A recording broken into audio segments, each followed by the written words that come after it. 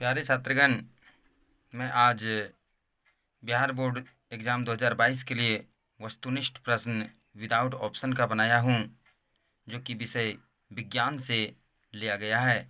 हम आज 50 क्वेश्चन बनाए हैं, जो कि 2022 के लिए बहुत ही इम्पोर्टेंट क्वेश्चन है। तो हमारा पहला क्वेश्चन क्या है? तेल लगा हुआ कागज़ होता है। तेल लगा हुआ कागज़ होता है, इसको बताना है कि तेल लगा हुआ कागज़ कैसा होता है। हम थोड़ी देर के लिए रुकते हैं, आप इसका आंसर लिखिए। 1 से 50 तक नंबरिंग कीजिए और 1 से 50 तक में सारे प्रश्नों का आंसर हम बोलते जाएंगे, आप लोग लिखते जाएंगे और फिर कमेंट में हमको बताएं कि कितना आपका सही हुआ और कितना गलत हुआ। इसका सही जवाब होगा पारभासी। नंबर 2 है, प्रतिबिंब की ऊंचाई एवं वस्तु की ऊंचाई के अनुपात को क्या कहते हैं? प्रतिबिंब की ऊंचाई और वस्तु की ऊंचाई के अनुपात को क्या कहते हैं? इसका सही जवाब होगा आवर्धन। इसका सही जवाब होगा आवर्धन। नंबर 3 है, पानी से भरी बाल्टी की गहराई कम दिखती है, इसका क्या कारण है? यानी पानी से जब बाल्टी भरा हुआ रहता है बाल्टी, तो उसकी गहराई कम दिखाई देती है। इसका वजह क्या है, कारण क्या है, ये आपको बताना है। इसका सही जवाब है अपवर्तन। अब है नंबर 4, मोटे लेंस की फोकस दूरी पतले लेंस की तुलना में डॉट डॉट डॉट होती है। यहाँ पर खाली जगह भरना है कि मोटे लेंस की फोकस दूरी और पतले लेंस की फोकस दूरी की तुलना में क्या होता है, किसकी फोकस दूरी अधिक होती है और किसकी फोकस दूरी कम होती है, ये कहा जा रहा है। तो मोटे लेंस की फोकस दूरी पतले लेंस की तुलना में, इसका सही जवाब होगा कम।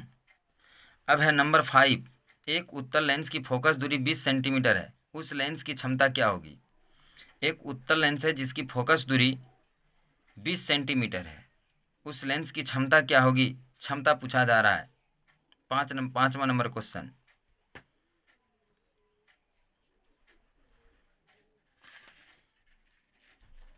इसका सही जवाब होगा 5 डायोप्टर। तो इसका जवाब होगा 5 डायोप्टर। हम इसको बना के दिखा रहे हैं आप लोगों को कि ये बनता कैसे है। एफ बराबर दिया हुआ 5 नंबर, एफ बराबर 20 सेंटीमीटर दिया हुआ है। सेंटीमीटर को पहले मीटर में बदलना होता है, तो 20 में हम 100 से भागा लगा देंगे, 0 0 कट जाएगा, 0.2 मीटर हो जाएगा। अब हम पढ़े हैं, सूत्र पढ़े हैं, P बराबर 1/f। लेंस की क्षमता P बराबर 1/f होता है, 1, और f बराबर कितना हो गया? 0.2। अब इसका दशमलव उड़ा दीजिए, इसका दशमलव उड़ा देंगे, ये 10 हो जाएगा, और ये 2 पंचे 10, यानी 5 डायोप्टर हो जाएगा। ठीक है, तो इसका लेंस की क्षमता कितनी हो जाएगी? 5 डायोप्टर हो जाएगी। अब अगला क्वेश्चन है, डायोप्टर उस लेंस की क्षमता होती है जिसकी फोकस दूरी डॉट डॉट डॉट होती है। यानी कि उस लेंस की क्षमता जो होता है, डायोप्टर उस लेंस की क्षमता होती है जिसकी फोकस दूरी, यानी कि लेंस की फोकस दूरी कितनी होती है जिसका क्षमता 1 डायोप्टर होता है, 1 डायोप्टर। इसका सही उत्तर होगा 1 मीटर। यदि लेंस की फोकस दूरी 1 मीटर होता है तो उस लेंस की क्षमता 1 डायोप्टर होता है। अब नंबर 7 है, क्वेश्चन नंबर 7, एक लेंस की क्षमता -5 डायोप्टर है, -5 डायोप्टर है, इस लेंस की फोकस दूरी क्या होगी? अभी तुरंत इस तरह का क्वेश्चन बनाए हैं कि एक लेंस की फोकस दूरी निकालने के लिए कहता है, लेंस की क्षमता दिया हुआ है। तो देखिए हम इसको बनाते हैं। क्वेश्चन नंबर है 7, P बराबर दिया हुआ है, P बराबर दिया हुआ है -5D, और F बराबर निकालने के लिए कहता है। तो हमारा सूत्र होता है P बराबर 1/f। यदि हम F बराबर निकालेंगे, देखिए, यदि हम F बराबर निकालेंगे, PF बराबर 1 हो जाएगा, यानी F बराबर भी क्या हो जाएगा? 1/P हो जाएगा। तो अब F बराबर 1/P हो जाएगा, तो F बराबर 1 और P कितना हमारा? -5 है। अब जो है इसमें भागा लगाएंगे, तो कितना हो जाएगा? भाग लगाने के बाद 5 दूनी, भाग लगाने के बाद कितना हो जाएगा? 0.2 माइनस, और ये मीटर में होगा, जब भी होगा, चूंकि डायोप्टर है ये मीटर में होगा। अब इसको सेंटीमीटर में बदलेंगे। इसको सेंटीमीटर में बदलने के लिए क्या करना होगा? 0.2 को 100 से गुना कर देना है। तब यह कितना हो जाएगा, -0.200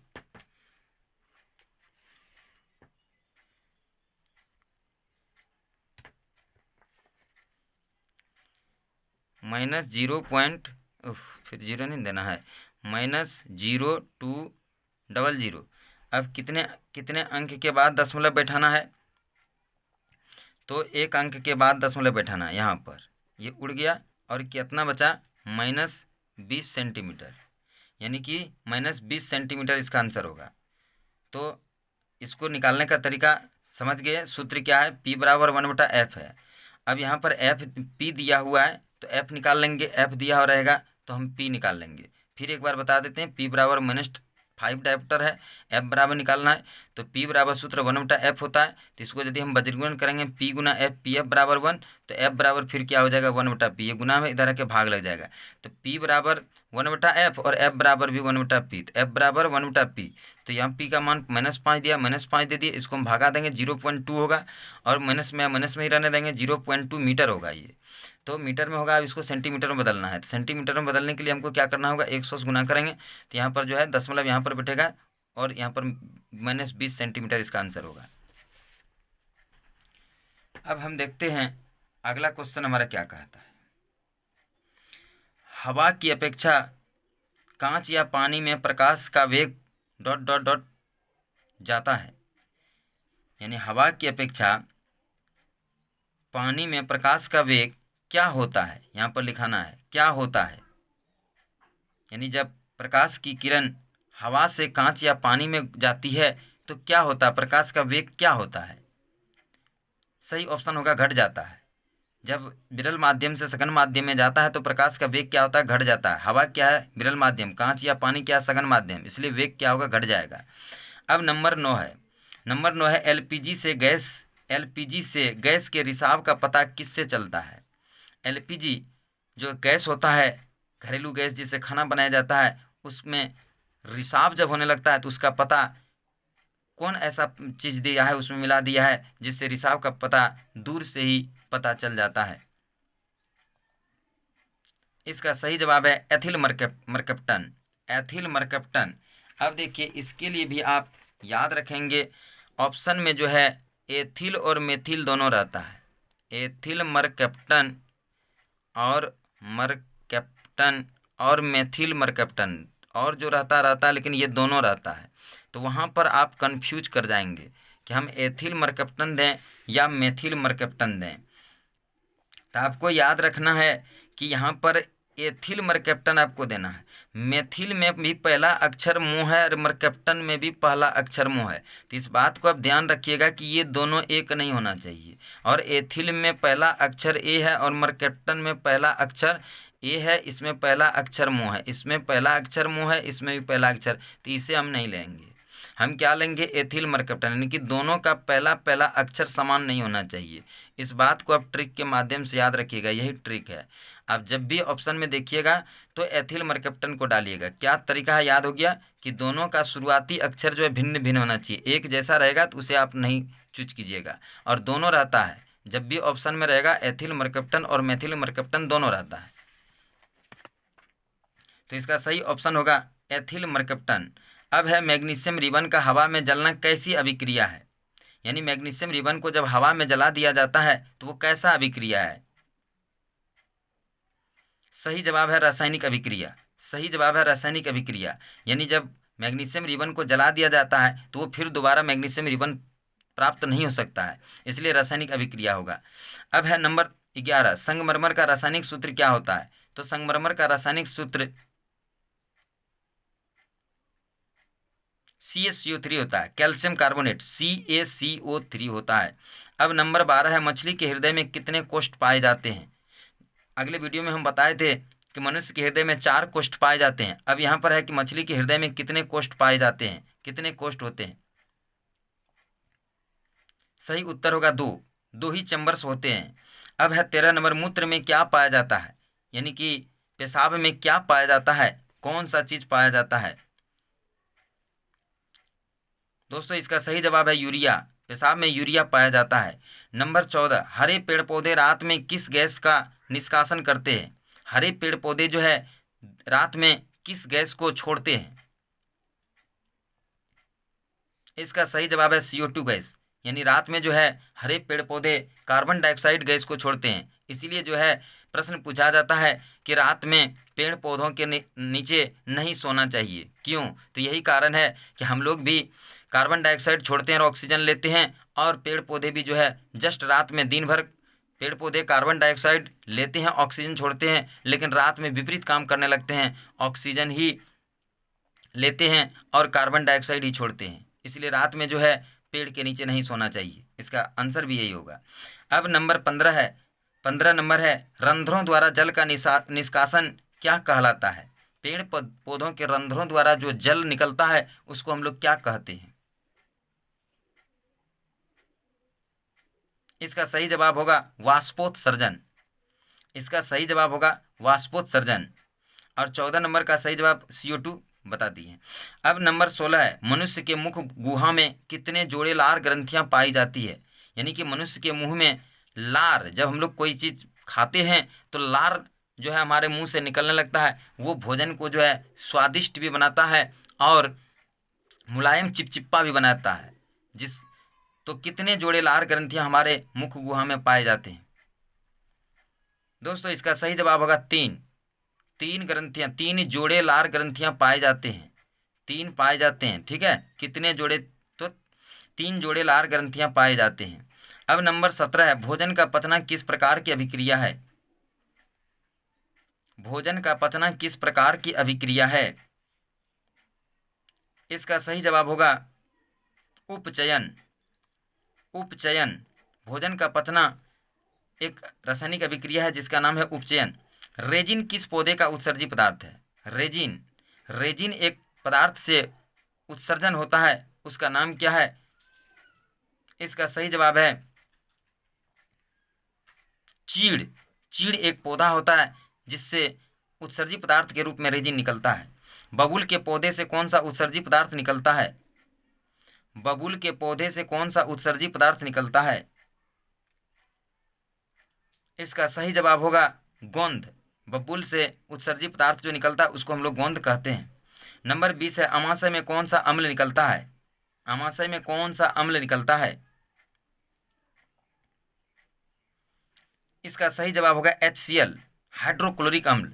HCl जिसको हम लोग हाइड्रोक्लोरिक अम्ल कहते हैं। अब हमारा 21 नंबर सवाल है।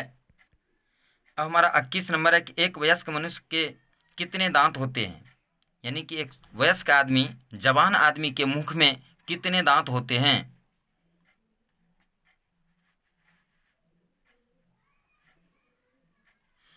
इसका सही जवाब होगा 32 दांत होते हैं। एक मनुष्य के मुख में 32 दांत होते हैं, बच्चे में नहीं, जवानी में। लेंस में मुख्य फोकस की संख्या कितनी होती है? 22 नंबर क्वेश्चन, लेंस में मुख्य फोकस की संख्या कितनी होती है? इसका सही जवाब होगा 2। लेंस में मुख्य फोकस की संख्या 2 होती हैं। नंबर 23, सर्च लाइट का परावर्तक सतह किस दर्पण का होता है? सर्च लाइट का परावर्तक सतह किस दर्पण का होता है? तो ये अवतल दर्पण का होता है। सर्च लाइट का परावर्तक सतह अवतल दर्पण का बना होता है। अब है 24, सामान्य दृष्टि के लिए सुस्पष्ट दृष्टि की न्यूनतम दूरी क्या है? सामान्य दृष्टि के लिए सुस्पष्ट दृष्टि की न्यूनतम दूरी क्या है? इसका सही जवाब होगा 25 सेंटीमीटर।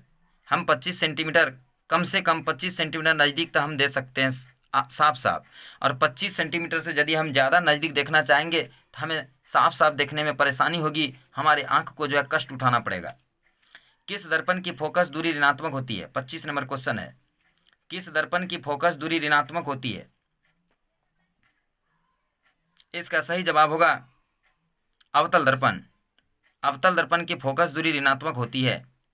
अब क्वेश्चन नंबर है 26, निर्वात में प्रकाश की चाल क्या होती है?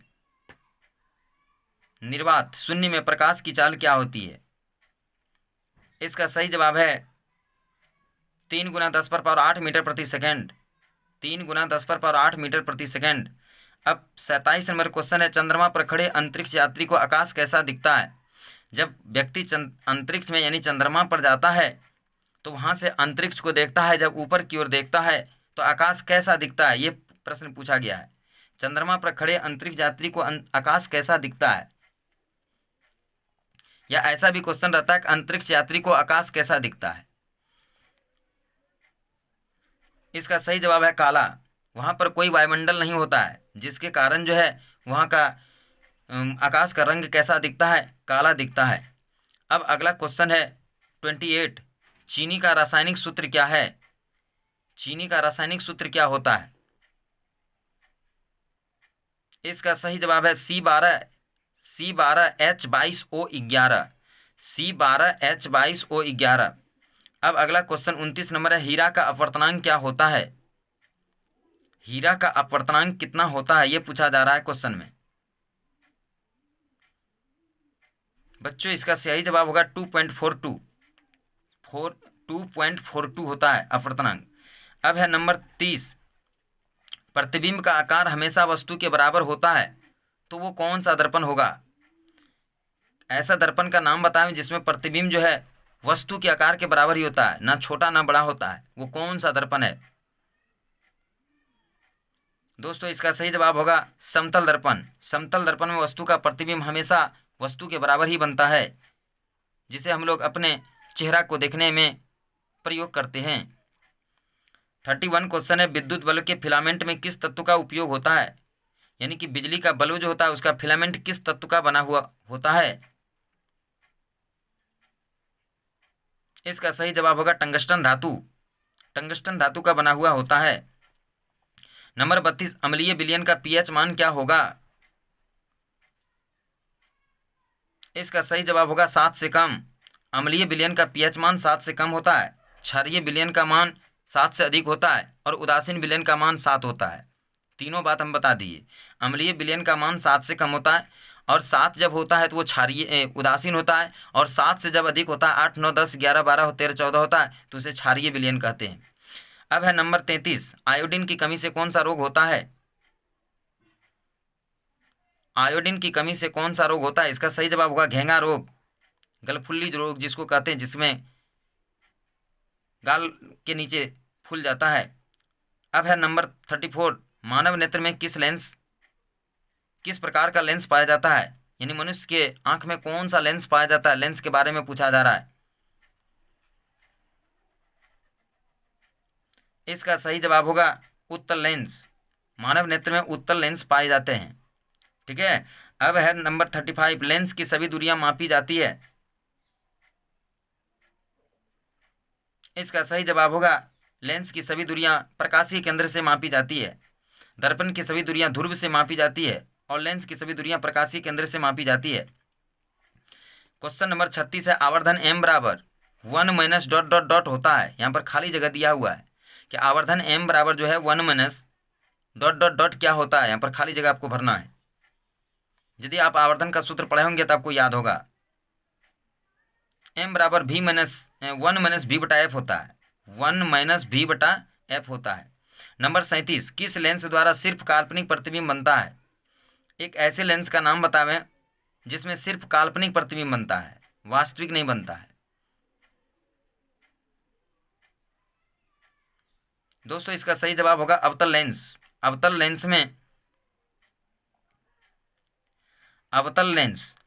लेंस में केवल काल्पनिक प्रतिबिंब ही बनता है। अब नंबर 38 है, लेंस की क्षमता का एसआई मात्रक क्या है? 38 नंबर क्वेश्चन, लेंस की क्षमता का एसआई मात्रक क्या है? इसका सही जवाब होगा डायोप्टर। लेंस की क्षमता का एसआई मात्रक डायोप्टर होता है। 39 नंबर क्वेश्चन, 39, किस लेंस को अपसारी लेंस कहते हैं? किस लेंस को अपसारी लेंस कहते हैं? इसका सही जवाब होगा अवतल लेंस। किस लेंस को अपसारी लेंस कहते हैं? तो अवतल लेंस को अपसारी लेंस कहते हैं।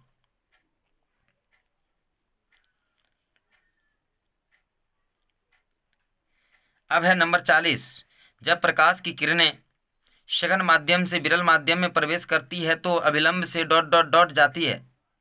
जब प्रकाश की किरणें सघन माध्यम से विरल माध्यम में प्रवेश करती है तो किरणें अभिलंब से डॉट डॉट डॉट जाती है, किधर चली जाती है यह बताना है।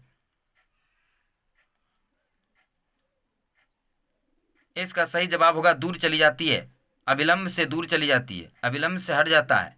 जब सघन से विरल में जाता है तो अभिलंब से दूर चला जाता है, और जब विरल से सघन में जाता है तो अभिलंब की तरफ मुड़ जाता है, अभिलंब की तरफ ही झुक जाती है। तो इसका आंसर होगा सघन से विरल में जा रहा है तो ये अभिलंब से दूर चली जाएगी, क्योंकि ये मान लिया जाए पानी से निकलकर प्रकाश की किरण हवा में जा रही है तो अभिलंब से दूर जाएगी। 41 क्वेश्चन कहता है प्रकाश की चाल सबसे अधिक होती है। प्रश्न पूछा गया कि प्रकाश की चाल सबसे अधिक किसमें होती है। इसका सही जवाब होगा निर्वात, जिसको शून्य भी कहते हैं, शून्य निर्वात में। अब नंबर 42 है, 42 नंबर है, शीशे के स्लैब से जब प्रकाश का अपवर्तन होता है तो उसमें होता है। जब शीशे से प्रकाश की किरणें गुजरती है तो उसमें अपवर्तन होता है। शीशे के स्लैब से जब प्रकाश की किरणें गुजरती है तो उसमें 2 बार अपवर्तन होता है, एक बार नहीं। जब हवा से शीशा में जाता है, फिर शीशा से जब हवा में निकलता है तो उसमें क्या होता है। जब 2 बार अपवर्तन होता है तो फिर उसमें क्या होता है।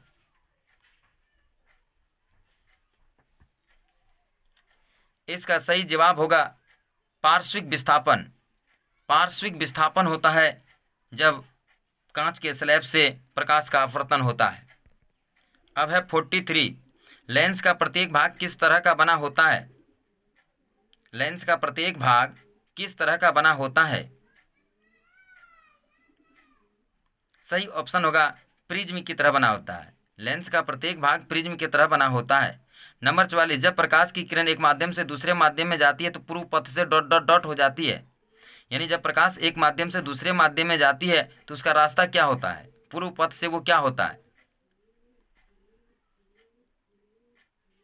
दोस्तों इसका सही जवाब होगा विचलित हो जाता है, यानी परिवर्तित हो जाता है, बदल जाता है, वो हट जाता है पूर्व पथ से। यानी कि उसको जैसे सीधा, प्रकाश की किरणें हमेशा सीधी रेखा में गमन करती है, लेकिन जब प्रकाश की किरण एक माध्यम से दूसरे माध्यम में प्रवेश करती है तो वो सीधी रेखा में गमन नहीं करती है, उससे थोड़ा सा वो हट जाती है, चाहे तो अभिलंब की ओर चली जाती है या तो अभिलंब से दूर चली जाती है। इसलिए यहाँ पर लिखाएगा पथ से विचलित हो जाती है। किस लेंस का किनारा मोटा एवं बीच का भाग पतला होता है। ये लेंस के बारे में पूछा है कि किस लेंस का किनारा मोटा होता है और बीच का भाग पतला होता है। आप लेंस के डिफिनेशन को याद कीजिए। सही जवाब होगा अवतल लेंस। अवतल लेंस का बीच का भाग पतला और किनारा मोटा होता है। लेंस की क्षमता को उसके फोकस दूरी के डॉट डॉट डॉट द्वारा व्यक्त किया जाता है। लेंस की क्षमता को फोकस दूरी के, अभी तुरंत बताएं, लेंस की क्षमता को P से सूचित करते हैं, फोकस दूरी को F से सूचित करते हैं। तो हमारा क्या हो जाता है, P बराबर 1/F, यानी फोकस दूरी का व्युत्क्रम F का उल्टा 1/F होता है। तो यहाँ पर व्युत्क्रम भराएगा, व्युत्क्रम या विलोम या उल्टा भर सकते हैं आप यहाँ। अब नंबर 47 है, सोलर कुकर में व्यवहार किया जाता है। पूछा जा रहा है कि किस दर्पण का या लेंस का, किसका व्यवहार किया जाता है सोलर कुकर में। इसका सही जवाब होगा अवतल दर्पण। सोलर कुकर में अवतल दर्पण का व्यवहार किया जाता है। नंबर 48, गोलीय दर्पण में फोकसांतर एवं वक्रता त्रिज्या के बीच संबंध है। गोलीय दर्पण में फोकसांतर और वक्रता त्रिज्या यानी F और R के बीच में संबंध पूछ रहा है। फोकसांतर फोकस दूरी और वक्रता त्रिज्या R के बीच में संबंध पूछा जा रहा है।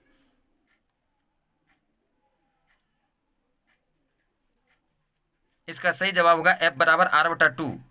अब नंबर 49 है, 49 नंबर, प्रकाश के अपवर्तन के कितने नियम हैं। आपको पीछे हम पढ़ा चुके हैं, प्रकाश के परावर्तन के 2 नियम होते हैं और अपवर्तन के भी कितने नियम होते हैं ये पूछ रहे हैं।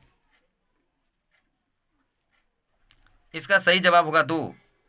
अब नंबर 50 अंतिम क्वेश्चन है, किसी वस्तु को हम तभी देख पाते हैं जब वह वस्तु प्रकाश को डॉट डॉट डॉट करता है। क्या करता है, जब हम किसी वस्तु को हम तभी देख पाते हैं जब वह वस्तु प्रकाश को डॉट डॉट डॉट करता है। इसका सही जवाब होगा परावर्तित। जब हम किसी वस्तु को देखते हैं तो वह वस्तु जब प्रकाश को परावर्तित करता है तभी हम देख पाते हैं, और नहीं तो हम नहीं देख पाएंगे। जैसे अंधेरी रात में जब आप टॉर्च को जलाते हैं खुली आसमान में तो आपको कुछ भी दिखाई नहीं पड़ता। क्यों? प्रकाश का परावर्तन नहीं हो पा रहा है। वही टॉर्च जब आप किसी अपारदर्शी वस्तु पर मारेंगे तो प्रकाश की किरणें जो है अपारदर्शी वस्तु से टकराकर हमारे आंखों तक पहुंचता है और हमें वस्तु चकाचक दिखने लगता है। अब अंत में एक बार हम सारे प्रश्नों का आंसर आप लोगों को दिखा देते हैं, आप लोग आंसर देख के मिला लीजिएगा। अब देखिए पढ़ के सुना देता हूं। नंबर 1 है पारभासी, नंबर 2 है आवर्धन, नंबर 3 है अपवर्तन, नंबर 4 है कम, नंबर 5 है +5 dioptre, number 6 1 metre, number 7 -20 centimetre, number 8 घट जाता है, नंबर 9 एथिल मरकप्टन, नंबर 10 रासायनिक अभिक्रिया, number 11 CaCO3, number 12 2, number 13 urea, number 14 CO2, number 15 वाष्पोत्सर्जन, नंबर 16 3। यहाँ पर यही 3 ग्रंथि है, ये 3 जोड़े हैं, एक एक जोड़े करके हैं तीनों। पेरिटिड ग्रंथि, सब मेंडुबुलर लार ग्रंथि, सब लिंगुअल लार ग्रंथि, यही 3 जोड़ा है। ठीक है, प्रत्येक जो है एक एक जोड़ा है, 3 जोड़े ग्रंथियां पाए जाते हैं मुंह में।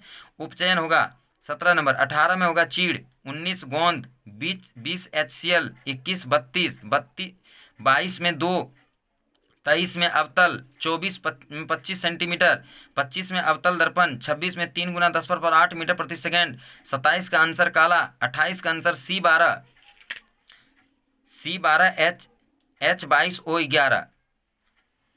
अब है 29 नंबर का आंसर होगा 2.42, 30 का आंसर होगा समतल, 31 का होगा टंगस्टन, 32 का होगा 7 से कम, 33 का होगा घेघा रोग, 34 का आंसर उत्तल, 35 का आंसर प्रकाशीय केंद्र, 36 का M = 1 - V/F, 37 का अवतल, 38 का डायोप्टर, 39 का अवतल लेंस, 40 का अविलंब से दूर चली जाती है, 41 का शून्य निर्वात में, 42 का पार्श्विक विस्थापन, 43 का प्रिज्म, 44 का विचलित, 45 का अवतल, 46 का व्युत्क्रम या विलोम, 47 का आंसर होगा अवतल, 48 का आंसर होगा F = r/2, 49 का आंसर होगा 2 और 50 का आंसर होगा परावर्तित। ये हमारा था आज का विज्ञान का 50 क्वेश्चंस। अब मैं आशा और उम्मीद आप लोगों से करता हूँ कि आप लोग हमारे बनाए गए वीडियो को अच्छी तरह से देखते होंगे और लाभ उठाते होंगे। और आप लोगों से एक आग्रह है कि आप लोग कम से कम कमेंट, शेयर और लाइक किया कीजिए। लाइक करने से, कमेंट करने से वीडियो बनाने में अच्छा लगता है, बल मिलता है। इसलिए आप लोग ज़्यादा से ज़्यादा लाइक कीजिए, शेयर कीजिए, सब्सक्राइब कीजिए और कमेंट भी कीजिए। अब इसी के साथ मैं अपना वक्तव्य समाप्त करता हूँ। जय हिंद, जय भारत।